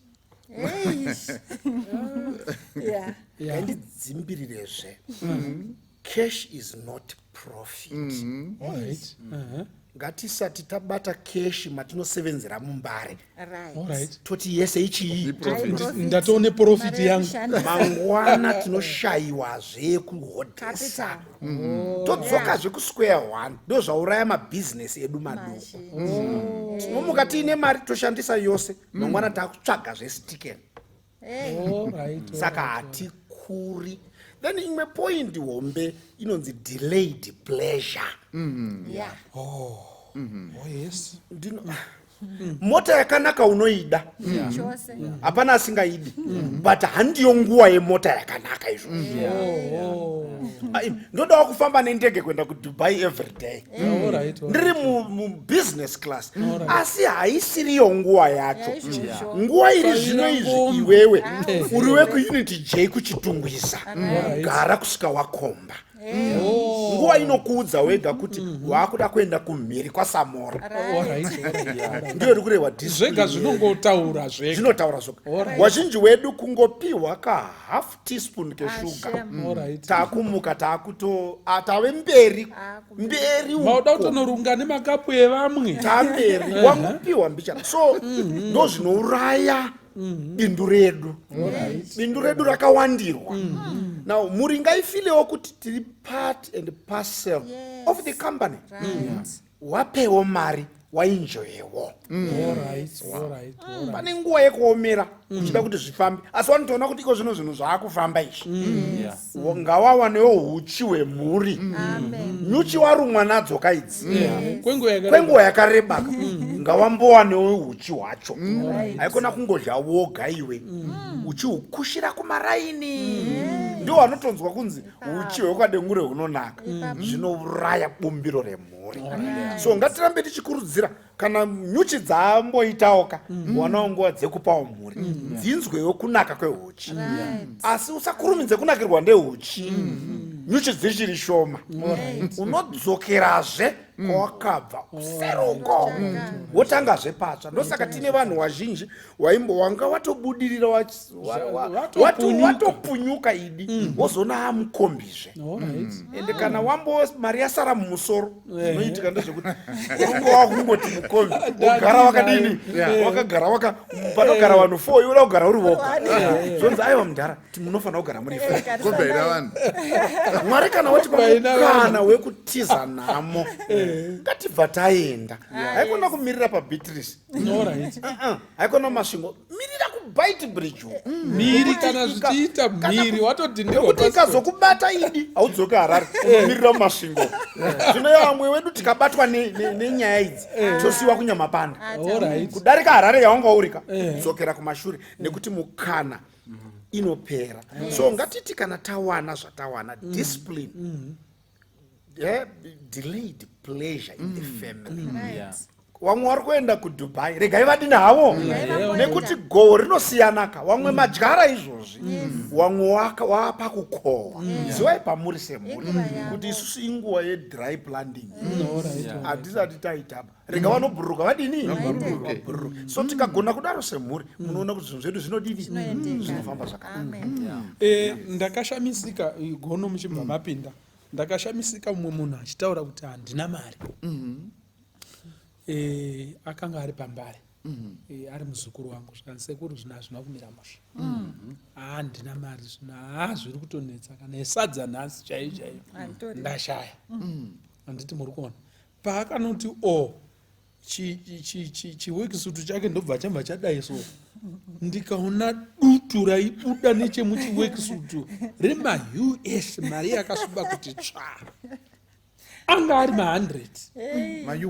ma-US handiti muri kuona ndikati muzukuru uri kutaura kuti iko hauna mari sei zvikati sekuru mari itsvenei ndakati ndiye kuchechere zvikanzi imari yebasa ndakashaya kuti chinonzi mari yebasa chii ndobva azondiudza zvikanzi sekuru tinotenderedza $1,000 every day ndoyandinotsamira ndakadai iri seri kwe-1,000 ndoyandinoitisa zvimwe zve but iyi itsvene kwandiri hakuna kwainoenda ende hanzi ikatadza kubuda zuva rodoka handirari mwiri unopisa inofanirwa kudzoka unzi 1,000 iya yakwana kuti mangwana ndihodhe futi yandinozowana saka kana nchiti handina mari handisi kureva kuti iko handina 1,000 ndirova kuti pamusoro pe-1,000 nhasi ndawana $50 chete ndo zvandinotaura kuti handina chii handina mari nhasi haamusika wanga saka manje vamwe vanoshamisika nekubata 1,000 wofunga kuti ndo profit handiti muri kuona saka wadiwa vatariri nevateereri ndanga chida kuti iko zvinhu zvese izvozvizvi zvakakosha mukati meupenyu. Zvakawanda zvakakosha, but zvimwe zvezvinhu zvatinoda kuti tibate zvine chekuita nepfuma yemhuri yekuti mugoenjoya muchienderera mberi zvakanaka mukati meupenyu. Gono ndakachida kuti muiti zungu-zungu tivhare hedu mutambo wedu. Handindizvere nyari achiri neshungwe? Handine shungu. Vasati vapinda gono. Vasati vatopinda gono? Vasati vapinda. Nyari ndachida kuti utaure 1 point. 1 point iyoyo inoti. Thank you so much. Yes, taura itinzi. 1 point mufundisi. Ndeyekuti tiri kutaura zvedu pano zvinhu zvichiendeka. All right. Handiti mari ichifashaira. Asi panoitikawo nguva yekuti zvinhu zvinombodzika. All right. Dzimwe nguva kana uchitanga kurima, seed yaya inochinyi modzi yaya inoiswa yaunosima mumuvhu, kutoti zvinhu zvizotanga kubuda inotombofa. Ngatigamuchirei kuti mabhizinesi kana achitangwa anogona kumbosvika panguva yekuti afanika akodzera kudai, sekunge maidhiya amai haana basa, sekunge zviri kutangwa nababa hazvina musoro, asi ndo dzimwe nguva is the seed, imbeu yaiswa muvhu iri kumbofa ichimira kuti ite chimwe chimiro. Bvumirai kuti bhizinesi rimboita ikako kakumbodai, zvinotisvededza pamberi padhuze naMwari, tichinamatira bhizinesi kuti Mwari pindirai, kuti kozi Mwari anofanira kuita partner wedu mubhizinesi. We cannot be just a family business isina Mwari mukati. He becomes your partner. Saka kana zvinhu zvambodzika kudaro, tokoti kuda bhizinesi rambosimuka rikambodzika, mufundisi vanhu ngavadzidze kuti dzikaiwo, fambiranai nenguva. Allow yourself to come down from the high horse. Kuda shuwa maifamba nemotikari dzinotyisa, muri mimaelda pachechi muchipaka apo vanhu vachikuvhundukai kuti hongu mai ava shuwa vanoshanda kubhenki, honai tarisai cheno mupfekere wavo. Kana kuzvikoro zvinoenda vana, kana dzimba dzamuri kurenda kana musati matenga dzimba, feel free kuti mubve uko kwamaibhadhara mari dzamatsomondo muchidzika for a moment. Allow yourself to calm down. Vana chero vachienda kumaprivate schools, kumaboarding, it's okay, musaremerwa nevana kana kuremedza. Ndingati vana mai kazhinji tisi tinodaro, tinoremedza vana baba kuti life yawaisimbondipa iya ndoramba ndakasungirira ipapo, handidi kubvapo, nekuti shamari dzangu dzozofunge dzikaona kuti hatichakwanisi, takumuvha vana kubva kuzvikoro zvinezve zvine mutsindo zhazha zvine mhando iri pamusoro, takuvaendesa kumasekondari. Vanhu vanozoti don't worry too much about zvinotaurwa nevanhu, fambiranai nepoketi yenyu. Pane vakazoti pane umwe aifamba nemuparidzi aitanzi pane umwe aiziva kuti nichikabudura changu tiri kuchikoro, chikadura changu hachina ndandi, saka painzi jambai aingojambawo zvinowirirana nechinyi, nekushaya ndandi kwechikabudura chake.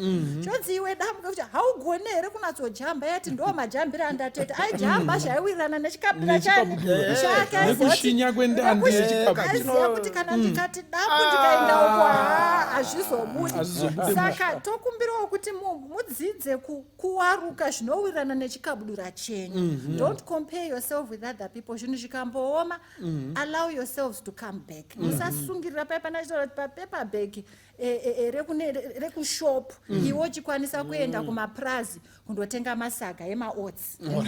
Thank you so much. Maita henyu Mwari ngakukomborerei ipoint yakanaka. Gono ndanchida kuti komuti vave tichibvisa pakubvura kwatiri kuita, tichinyatsopara zvinyatsoita zvibiki. Gono ndiwo ari kubva wapedza.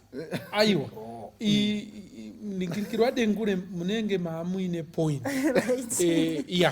Regerai vadengure vakume tozoya pana Gono, asi musati makuma vadengure.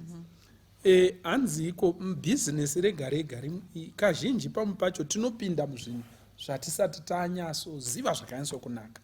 Hanzi zvino nendava yekuti pamwe hauna kuzviendera kuchikoro, hausi muguru in those things because uchangoritanga. Hanzi saka kumbobhuroka kwariri kuita nekumbobondera kwauri kuita, hanzi school fees yauri kubhadhara. Yezvinhu zvausina kuendera kuchikoro, hanzi kutobhadhara school fees because vari kuriita vamwe zviri professional vachiita sei vakatoita mamasters mazviri.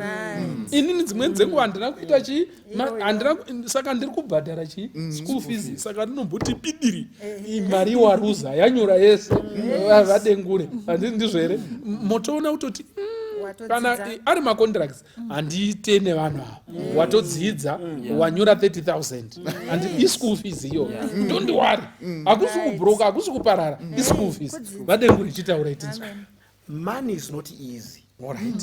Okay. Dei mari kuita mari kuri easy dei tose tine mari. So bhizimusi rinotomborwadza. Alright. Setbacks are setups for a comeback. So rinotombofanira kudini kudhonza pasi richizokukakatai muchienda kumberi. Discipline ichidini ichidikanwa. I want to insist on the discipline of the family. Ndo pane musimboti webusiness discipline. Now discipline imwe nde iri general. Vanhu vanofunga kuti une mari yekambani haisi yakozve. So mhuri dzinonga dzichitokuona kuti tipewo mari iwoti handina havazvibati kuti aiwa mari iri mugapu iri haisi yedu bai inoda kubika imwe chii imwe imari iya yainzi iya inenge kuti chatoiti tsvene ndo mari hanzi imari yebasa imari yebasa zvakaoma kuti munhu watumwa kwaokeine $10 wokumbirwa murodhi wotomupa zvauda kutenga kwaokei hazvichadini vanhu vakamirira unotomudza kuti handina mari asi nyange wakabata chii $10 ndo concept yatinoda mubhizinesi asi woka maomerero acho amwe acho anobva azonyanya January kusvika December idi urichapunga haupi munhu mari mai wako unotonyima baba wako unonyima hama dzako unodini unonyenyeredza vanozokupa mazita kana munhu achikomborerwa tinokomborerwa kuti komborero wama izvozvo hatizvirambi tetenyari wamboitawo so zvakakosha but ndofunga kuti bindu redu ribude zvakanaka idi ngatizvidzorei ngatidzorei pakushandisa mari ngatizvidzorei mubhizinesi redu na wazhinji wedu wanobva wazoda kumanya kumedza zishaki nguva isati yakwana rozoguma wamedzwa naro. There are some deals that we go into that are over big for us. Wozotona kuti akanyura dengure hoye akazobata paya paya akazomudhonza iyewo bhadiniwo achibva aenda nechirauro vanonga vangoti ndo paakanyurira aifanira kubudisa garwe gari ndo rakazomudini so pane kakontrol katinodawo kati kuziva kuti inzo handidini handirige chifefe changu hachisati chanyazosimba nekuti kazotsamwa inondidini inondidya so izvozvo zvakatikoshera asi mwari uri kurutivi rwedu kuti tiite mari haisi zano redu rekuti tishayiwe mari semhuri kana mumabhizimusi edu 6 days we are meant to labor and there is a blessing in that. So usati watombotanga ka takatomirirwa nezvikomborero wari kutadza kutanga apa hameno havo nekuti God is on the side of many working so that he blesses us. Mfundisi dengu makuma haiwa makuma gono tinoda kutenda chose saka vamaputi hatina kuvadzvanyirira No, I'm You're okay. Yes, I'm okay. All right. So you are not okay. Taurai vamaputi point yenyu yekupedzera iri very strong. Yeah, point yandingada kusira vatereri ndeyekuti Mwari achitipa mhuri aiziva kuti tiri mukati memhuri zvinhu zvose zvatinoda tinogona kuzviwana have life abundantly but yet still be able to meet him in the glory to come. Saka zvakatikoshera kuti patinofara ngatifarei nemhuri patinochema ngatichemei nemhuri saka mukufara mukuita mari dzedu mukubudirira there's nothing so nice as celebrating victory with family. Kumba ndakaiti ndichita rimwe basa twana twangu tudiki twaitonamata twaudza namai vacho kuti no dad is doing a big job. So I would get home late ndongosvika just in time for prayers over wanzo please help daddy. That is very powerful. Saka zvakanaka kuti let's do things with our family and let them know what we are doing. Thank you so much. Gono iridzai ngoma iyi. Ehe. Handizivi kuti vadare wakadai munovatorepi. Aiwa. Matende eruzivo.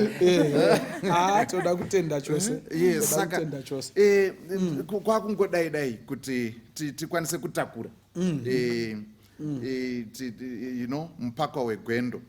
Saka panapa imwe pfungwa tichida kuti tichipeta. Muchaona panapa kuti ndimuparidzika uyu mandavhura chapter 11. Inobva yataura pamusoro pekuti hanzi ship your grain across the sea. After many days you will receive a return.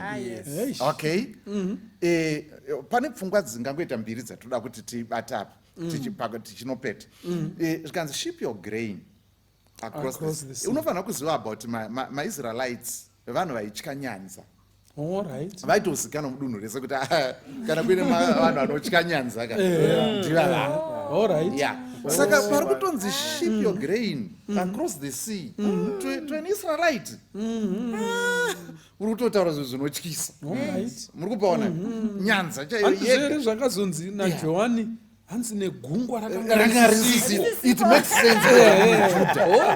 Vanhu veIsraeri because nyanza inototyisa. Nyika isina nyanza is perfect. Kana zvikara zvaDhanieri zvaitobuda munyanza. Saka it makes sense to a Jewish mind. Kuti nyanza inototyisa. Saka panapa pari kunzi be willing to take risks. Go out of your zone of comfort. Handiti muri kupaona. Ende zvikanzi across kana kuti uri kuita grain iri kuenda across the sea ka zvirora kuti maquantities atoripo. Haasi mabhagidhi mairi kanoenzeswa. Maquantities saka zvikonzi think big. Ipapa. Pamusoro pezvo pari kunzi after many days zviri kunzi ngaisawapfimbi yegudo yekungoti ngofuratira wakutodzoka kutofukunyura kuti ndovunga zvatoita.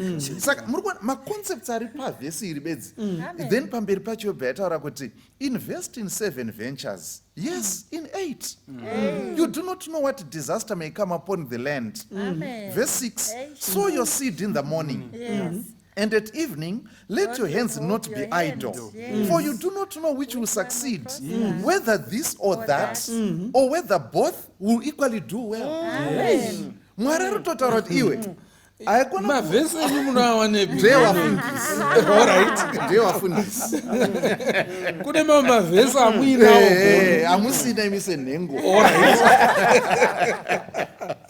Amusingawani aya ndeedu aya.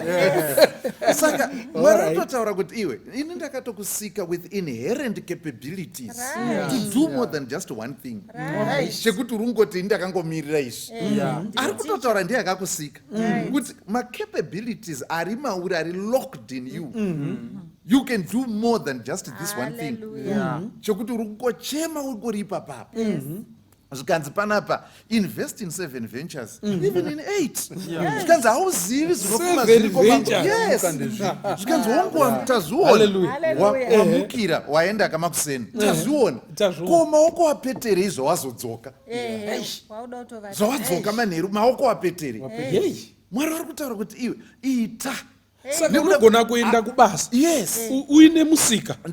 Yes. Uine tuck shop. Zvikanzi hauzivi chichabudirira. Ichi kana kuti icho. Kana kuti zvese. Uyu wamunoti Toyota uyu. Toyota.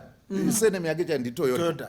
Yes. Achitanga ava vanoziva nezvemotokari. Basa rake ranga rekugadzira michina yekusona. Ndo basa rake. Vapaitikawo zvakaitika kwakubva kuti handingatrai here pane zvemotikari izvi. Nhasi vanhu vanoziva Toyota iri motokari. But nanhasi vachine michina yacho yekuruka majuzi yeToyota. Asi akatongoendawo zviri zvekuti ndadzoka kubasa. Rega ndichimbotrayawo izvi. Zvikanzi hauzivi chichabudirira ichi kana icho. Kana zvese zvinogona kubudirira. NdiMwari. Muri kupaona. Saka tiri kuti isusu mumhuri dzedu ka ngatipabate papo paquadrant yeincome. Kuti pane window rekutanga iri remaemployee. It's one quadrant and ruzhinji ndo patiri. But kune rimwe re-self-employed. Muri kupaona. Yes. Kune rimwe ra-employer. Kozoita rimwe ra-investor. ndo maquadrants aripo aya anofanira kudzidzwa mumhuri kumbotenga gemu riya rinonzi monopoly semhuri kuritamba riya kwakudiscasa nevana kuti muri kuona here zviri kuitika. That summarizes life and finances for you. Muri kupabata. Saka rega tipedze signor. Muri kutaura here kuti iko saka indiri kutoona sekuti tiri kutadzira Mwari. Kungonzi ndiri ticha chete. Ndosaka ndazotoperera ipapo nemisodzi. Kungonzi iko ndine takishopu wototi iko inogara yakati uchitadira vanhu gonoenderegonochimbomira gacha vangambovhari tisina kutaura kana mataura zvebhizinesi maakutaura kuno zvino ndibvumire Nyari taura point 1 gono wanga asati wapedza nenguva yedu yadai. Aiwa icho chechokwadi zvandiri kuda zvandafarira pane zvataurwa apa inyaya yekuti mukaverenga kana pama10 commandments pacommandment yechi4 inotaura kuti remember the Sabbath day to keep it holy. 6 days shall thou labor. Yakutopa kusati kwanzi zorora kuri kutonzi shanda. Kusati kwanzi zorora chatonzi chitoshanda 6 days thou shalt labor and do all thy work, but the 7 days the seventh is the Sabbath day of the Lord. In it you shall not work. Vobva vachitaura kuti iweka handiti nani umwe nemwana wako nemwanasikana wako nemurandakadzi nemurandarume murandarume kureva kuti ivhesi ikei iri kutotaridza kuti iwewo unofanira kuva uri kushandirwa. Hazvina kunzi namabhosi mabhosi ako ngaazororenamashehode nemadirekta okubasa kwenu kwete.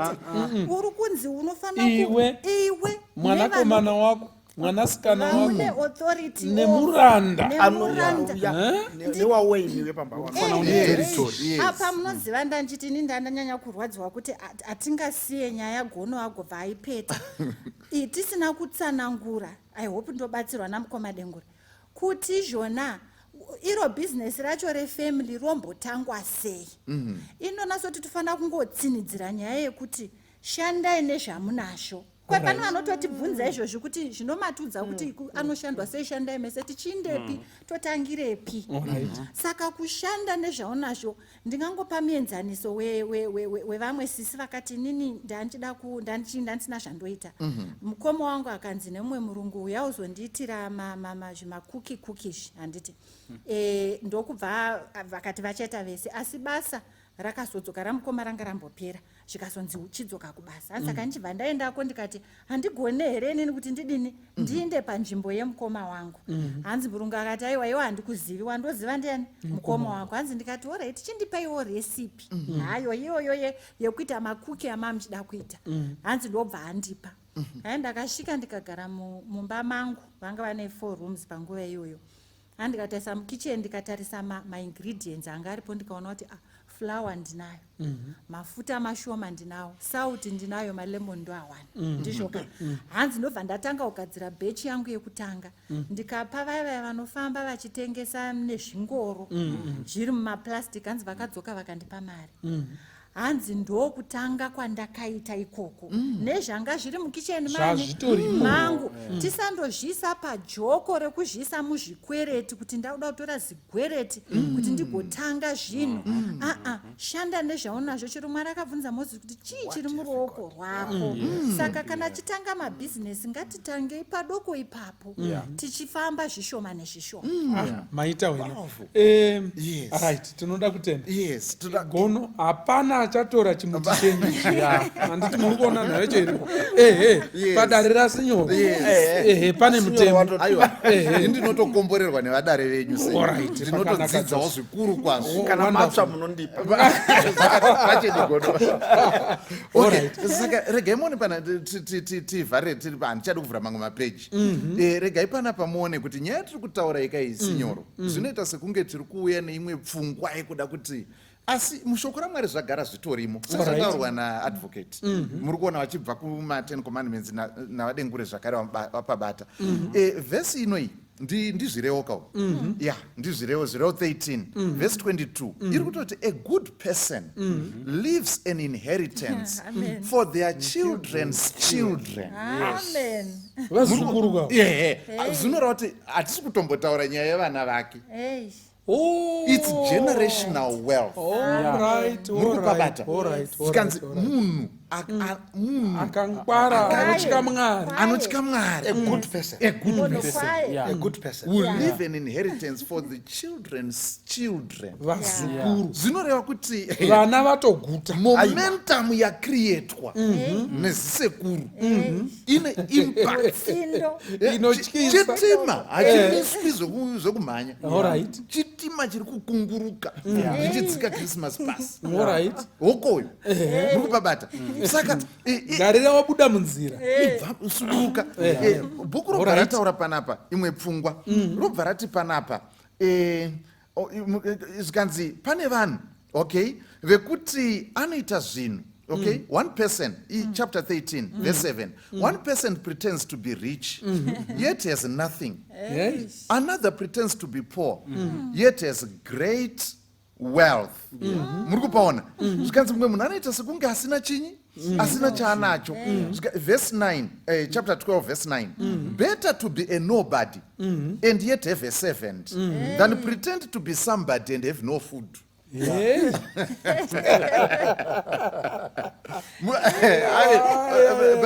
Mavhesi tatidhe vafundisi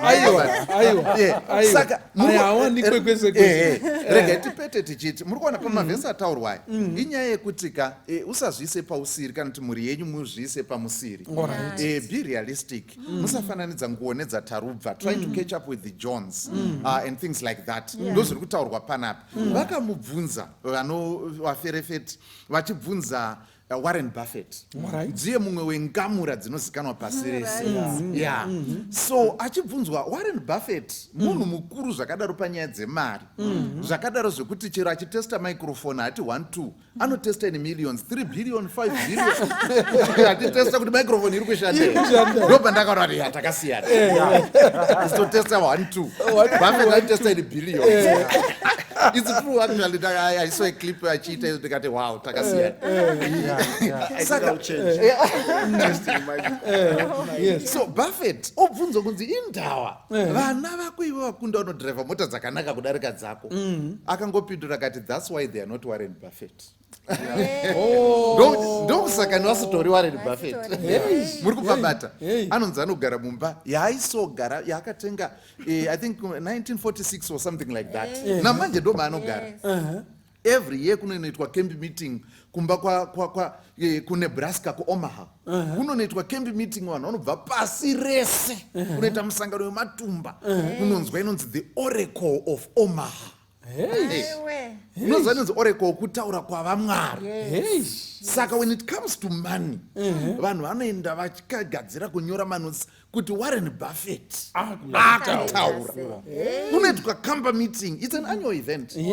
The Oracle of Omaha. Ndiye munhu tiri kutaura kuti he lives such a simple life. Zvikanzi nevhesi mumwe munhu anobva azviita kunge hameno asi pane mumwe munhu wekuti anoita sekuti hapana zvaanazvo asi aine. Saka ipfungwa yataifanira kubata rekupedzisira dama rangu sinyoro. Deuteronomy chapter 6 chapter 4 verse 6 inotitaurira panapa ichitiyo mashoko andakudzidzisai aya adzidzisei 6 verse 4 adzidzisei kuvana venyu zvichienda zvikanzi muchigara mumba kana muchivata kana muchimuka kana muchibuda kana muri pari. Zvinoreva kuti pane zvatabata vadengure zvamadzidza vamaputi maskills amaanawo ngaimpatwe to the next generation. Zvikanzi look for every opportunity, a teachable moment, capitalize on those. Whether muri kurara kana makumuka kana muri parwendo, look for teachable moments to pass on these things. Muri kupabata zvakadaro zvokuti kana zvaitwa pass on zvinoramba zvichikura. Mukatarisa makambani makuru ari pasi panapa muchaona kuti iyo vana Toyota tiri kutarisa kuti vanombotungamira ndivanani. Munoti it's a family company. Wana wawe these are family companies. These are families running these things.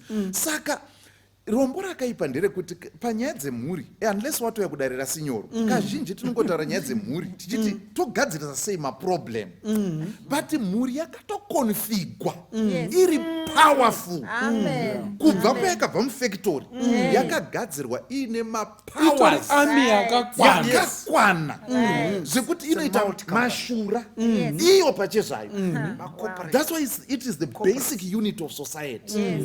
Saka isusu taifanira kuti mumhuri dzedu idzi kaidzi ndozva vamwe vanoita mabasa makuru vanonyora ma-strategic documents for ma-companies. They can turn around even ma-companies akunyura and so on and so, but we can't turn around our families. Taifanira kuti mhuri inotori nemoto ine strategic plan, mhuri inotori nevision, mhuri ine mission statement inozikanwa nemhuri kuti ndo mission statement yedu, nekuti musadherere mhuri. Mhuri yakatogadzirwa iri explosive, chinhu chinotyisa chokuti chaifanira kuti chiite zvikuru. Unfortunately tinongosangana kutonga kuti imi makazoti kudii, ko imi makazoti ngatienzanise vaira. It breaks God's heart. Yes, you are right. And gono zvinonzi futi iko hanzi vana vakafanana nemiseve. Exactly. Ndozvinotaura shoko akaropafadzwa munhu ane goba rizere nemiseve. Hanzi nekuti iko anomisidzana nemhandu pazuva dzinomudinga. Nhamo kaka ndo mhanduka dzatiri kutaura. Nawo kana pachinziko vana vakafanana nemiseve. Yes. Museve inobva rinonzi chiri pauta hwemburwa kubva pauta. Handiti muri kuona nhau yacho iripo. Museve unohwemburwa kubva pauta. Saka kana zvichinzi vana miseve zvinoreva kuti uta hwacho ndo baba. Baba ndo vanokakika, ende kukakika kwavanoita nekusimba kwawakaita ndo zvinoita kuti museve uchasvika kuti. Handiti muri kuona. Saka baba kana vari museve, kana uri museve, kana riri inonzi chi, kana baba ava kana kuti zisekuru iri riri uta kana kuti the ball that cannot bend and create force enough and thrust. Hapana kunoenda miseve, inongosvikoti pumu mbari, imwe pumu Grandview, imwe pumu road chaimo. Handiti muri kuona nayo chiripo. Saka kana tiri family vana vaMwari, kana tiri family vana vaMwari, tiri family, let's be careful. Ngativei vana vedu ngavave miseve, but where they are thrust from is the family. This is you, the father, the source of power. The thrust inobva pauri iwewe. Saka kunoenda vana kuti vachabira mhiri kwema-falls, Victoria Falls, vachanowira ukoko zvinoenderana nethrust pavabva. Saka mhuri yakasimba, ngatiingwarirei. Ndoda kuti tisati tanamata ndatenda mangwiro taurai tinzwe tinamata, gadzirirai munamata. Pamutaura nyaya yemuseve uyu, museve paunoenda mumhepo uchienda kune nyaya inonzi aerodynamics. Maona kuti nyaya yadzika manje. Aerodynamics dzinoita kuti chinhu thrust yachapuwa nababa unoko igone kuenda kure nekuti achina mhepo yakawanda inochirova kumberi. Now kuti chinhu chive aerodynamic chinenge chakavezewa kuti chinge chiri chisarwisane nemhepo. Saka anoveza museve uyu hausi museve, haurodzi woga, hauzvirodzi, unotorodzwawo. Pane anorodza asati aita kuti abende aise thrust, ndiye ane basa rekuita kuti uve aerodynamic, zvekuti paari kuda kupointa kwaari kuti ndoda kuti chinorova apa. Saka aerodynamic uyu unobetsera. Saka mubereki sezvamataura kumba ndokuri kurodzewa ndokurikuvezwa aerodynamics dzichigadzirwa. saka imi mukangozi chitanda chenyu mukangochisiya chakangodaro muchiti hachinongoinda chete ameno henyu chisina kutesvera. hapana kutesvera kuripo ende ipo pacho pauri kubva museve wacho pakatodhamba pakadhamba. handiti muri kuona hakuna kunoenda museve. saka mwari dai anga atibatsira, mwari dai anga atiitira zvakanaka, vana ava semiseve vainde kure.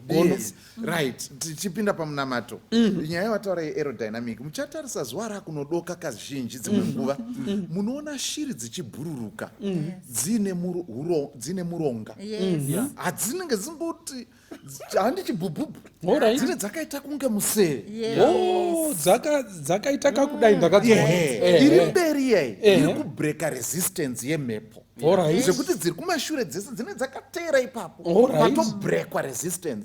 Saka zvinoita kuti dzatofamba iri kumberi iya yaneta inodzoka kumashure pane dzazorora dziya yotora mberi dziri mudenga imomo. Saka pane inocheka mhepo inenge ichicheka mhepo. Saka izvozvo zvinoita kuti dziende mitunhu nemitunhu pane kuti imwe neimwe izvibhurekere mhepo yayo. Saka isu tiri kuti semhurika taifanira kuva nepfungwa iyoyo yekuti kana uri baba waita bhizinesi handi time yekuunganidza vana sisi George, aiwa ndiye kucheka mhepo, dzimwe dzichiteya neipapo kuti muende kure. Mapedza kuno ngatinamatei. Kana varipo hama dzangu vari kutiko tasarira bhizinesi harisi kufamba zvakanaka, kana kuti tinongonetsana zviri kudzokera mumashure, hatizivi kuti chii chiri kuitika mukati meupenyu. Vanoda kuti Mwari apindire mukati meupenyu. Simudzai mwoyo yenyu patiri kunamata mukati mezuva ranhasi. Ngatinamatirwe napasi. Ngatinamatei. Jehovha muri kumusoro kudenga, mbiri nerukudzo tinounza kwamuri Ishe, nokuti ndimi moga makafanira kurumbidzwa. Namatwai, kudzwai, ndimi manyuko emhuri. Toda kunamatira mhuri dzose dzakamiririrwa nevatariri nevateereri vechirongwa chino. Munoziva masituations atakatarisana nawo. Pindiraiwo Mwari. Toda kunamatira vane mabasa vari kuita semhuri ngaakomborerwe nemi. Vamwe vanonetseka kuti vatiri kusupply havasi kubhadhara nenguva nezvimwe zvakadaro zvinetso zvinowanika. Tinongokumbira kuti Ishe isaiwo ruoko rwenyu runofuridzira nekuropafadza kuti zvinobatwa izvi zvikukumuke. Ropafadzai nevana, dzimwe nguva havaoni muono wezvatinoda kuti zvizoitike. Tibatsirei kuti tikwanise kutaurirana nekunzwisisana semhuri, mhuri dzedu dzigova sezvamakarangarira. Pane vamwe vari kusanganawo nemachallenges akasiyana-siyana pamafinances, vamwe havasi kutotaudzana. Taingokumbira kuti dai mweya wenyu wadzoreredza kuti pave nezvakanaka, mhuri dzedu isangova nzvimbo dzematare, asi kuti tisvike pachikwekwenhero chezvamakarangarira pamakasika mhuri. Ndo patinoda kuvavarira ipapo. Tibatsirei Jehovha, hatingazvikwanisi nesimba kana njere dzedu toga, asi bedzi kana imi matitungamirira. Tinotenda neminongedzo yamatipa muchirongwa chanhasi. Tanamata nokutenda muzita renyu rinogara nokusingaperi. Amen. Tinotenda nevatauri vatatiinawo mukati mezuva ranhasi.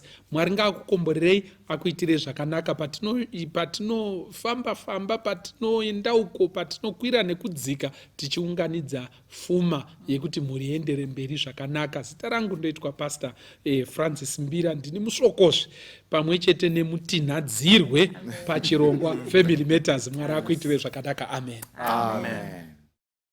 Tenziko zowarini musati masvika, moyo yedu yaneta nekungumirira, yowarini yonguva inopenya kwazvo, kupenya kwembiri nekuonekwa kwenyu, kozowarini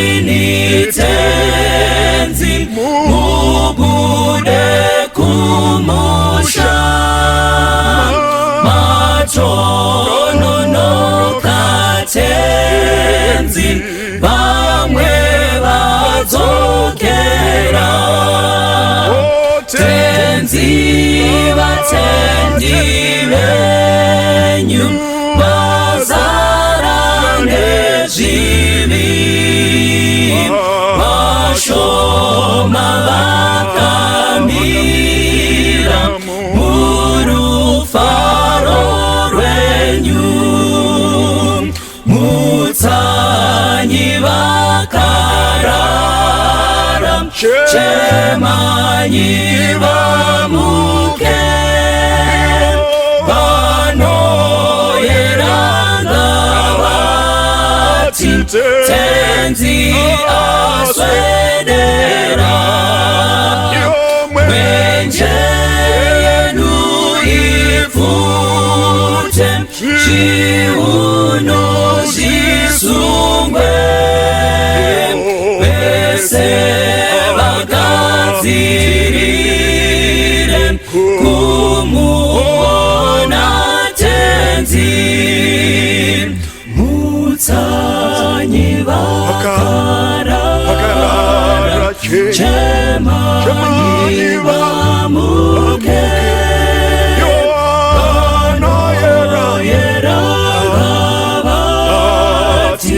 tenzi aswedera mwenje yenu ipfute zviuno zvisungwe vese vagadzirire kumuona tenzi vese vagadzirire